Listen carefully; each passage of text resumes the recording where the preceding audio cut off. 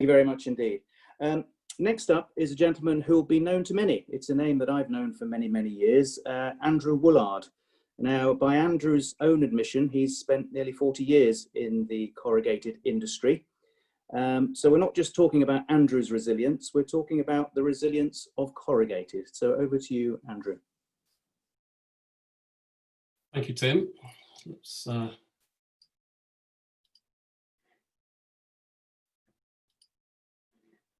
guess I'm looking for the much needed thumbs up, Tim, in terms of you can hear me, see me, and the slide is on the screen. Excellent, that's a good start. Yes, so just to start, really to say thank you to you, Tim, and to the SPA for the opportunity to join your conference. It's a pity it's not in person, as we've all said, but you know, I think well done to all of you guys to get this up and running. Over the next sort of 5 or 10 minutes or so, I just wanted to sort of reflect on my career in the industry, and more so the relevance of, in its relevance for the resilience of our industry. And we've been through a lot of challenges, both at the macro level and within the industry over the last few years. And we've come through strongly. We're faced with another big hurdle in terms of COVID, and I, for one, reflecting on why we've done so well over the last few years, have confidence that that will continue in the future. As you say, Tim, I know a lot of the people at the I've had 36 years direct involvement in the industry, started life in reed corrugated cases, and obviously with that business through its various changes and acquisitions, etc., during that period, and retired from Smurfit Kappa last year. I've got a sales and commercial background, but I've been in general management since the mid-1990s, and I've run plants, clusters, regions, etc., within the industry. And during that time, I've been involved in integrated plants, sheep feeding and sheep plants, and a bit of co-packing as well, setting up a co-packing operation for one of the majors a few years ago. So quite a broad experience of our industry. If that's not enough, I also, it's in my blood, this business. My father was in the industry for over 40 years, and therefore, yeah, it's something that's never escaped me, or I've not been able to escape it. I'm not sure which way around. So what am I going to cover? If we say that COVID is the latest adversity we are facing, we've been through challenges before. We've certainly seen other bumps in the road along the way, whether they be at UK macro level or at UK market level as well. And we've coped very well, and just reflect for a couple of minutes in a moment in terms of why we've coped and how we've coped so well.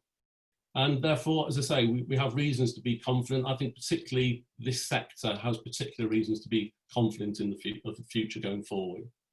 So what have we seen before? I've just picked up just a few things that I can sort of recall during my life and my career. Obviously, we've had some big events, economic events in the economy in the UK during the 70s. Just mentioned a couple there, the 4-day week and the winter of discontent. We've been involved in the UK in 2 wars during that time, and that's had economic impact on all of us.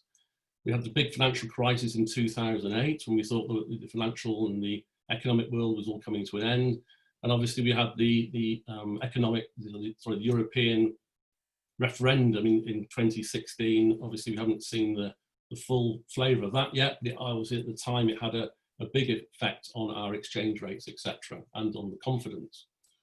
With our own little world of corrugated in the UK, I mean, certainly we've seen a big reduction in manufacturing output as a percentage of GDP. I mean, as of today, it's less than half what it was in the 1970s. So that is dramatic. We've seen outsourcing of a number of our industries within our customer base out to Eastern Europe and to the Far East. So that's taking a large slug of our market away and moving it offshore, and that's something that we've lost as far as an industry is concerned. We've seen significant consolidation, we've seen significant rationalisation. lot of the names that I remember when I first started in the industry.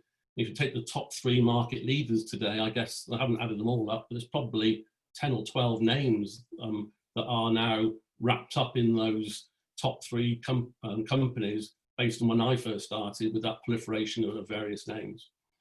One I remember very well, working for, I think I was working for Reed at the time, when a lot of our major customers and market sectors, canning and bottling, just the 2 examples, were moving away from cases into shrink wrap trays. That had a dramatic effect on the volume in the industry and on the machinery types we had, and just in terms of our skill sets, etc. So that was and certainly the big guys were very worried about that in terms of loss of volume at the time.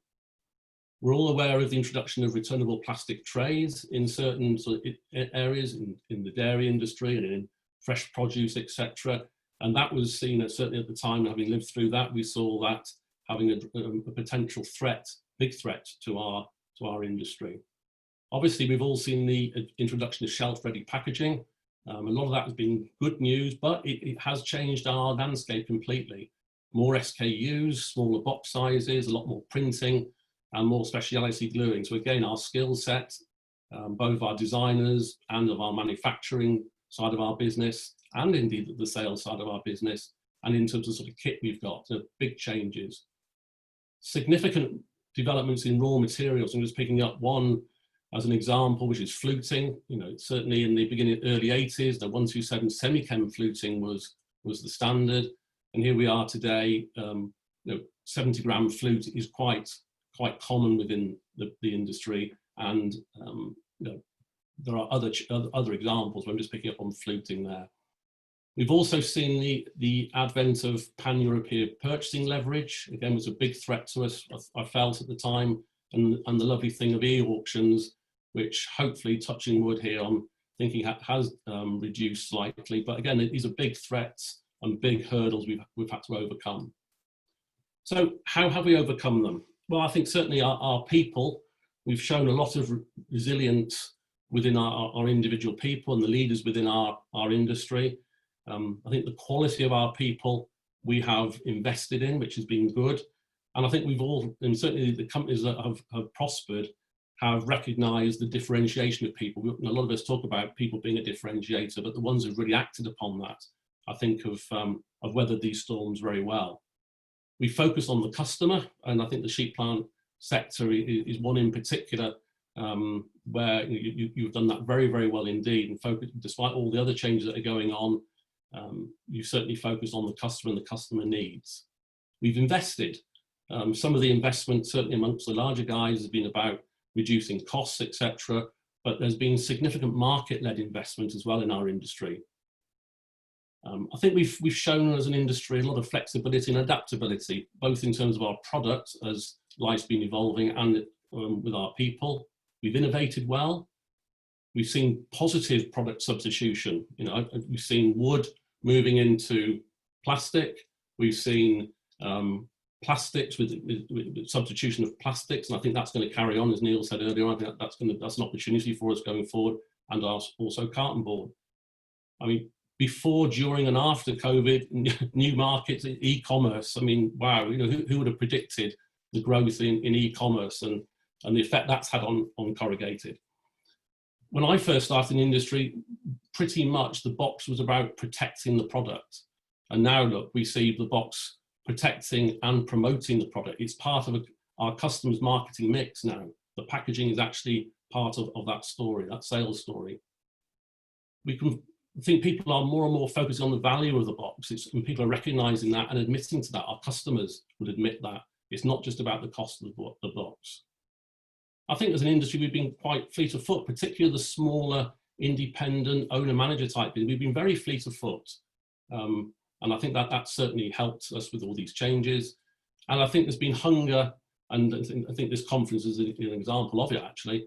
I was reflecting on that for the last sort of hour or so, is hunger for good practice and best practice. We want to learn, and we're not, the companies that have coped very well with this change have not been complacent in any way. So finally, I think, as I say, I think we should have confidence. We're faced with a big bump in the road with COVID. we should hold our nerve. We've been through tough times before, and we've come out stronger.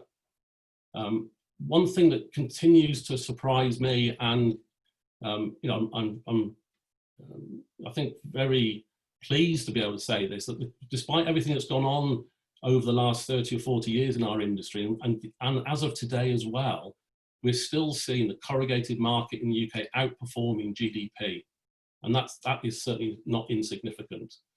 I think the box has status. I mean, we should be proud, I think, to be part of this. I'm proud to have been part of this industry, and it might only be a cardboard box, but I think it has real status now in our customers' lives, and I think it's certainly bringing value.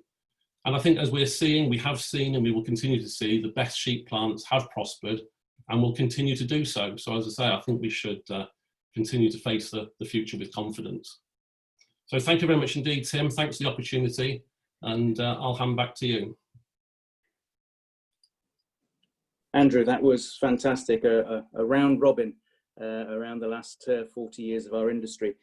Found that very useful. It reminded me of a lot of things I'd forgotten about, being a youngster when I joined the industry as well. I'm reflecting upon your last but one slide there, you know, how have we coped? You touched on it in your last point. I think, you know, we have to mention the great work of strong trade associations in helping individual plants adapt, change, adopt new methods of working. So, you know, I'm thinking about the AICC, I'm thinking about the Sheep Plant Association, the CPI and others. So, yeah, a great presentation, and thank you for bringing that to our attention.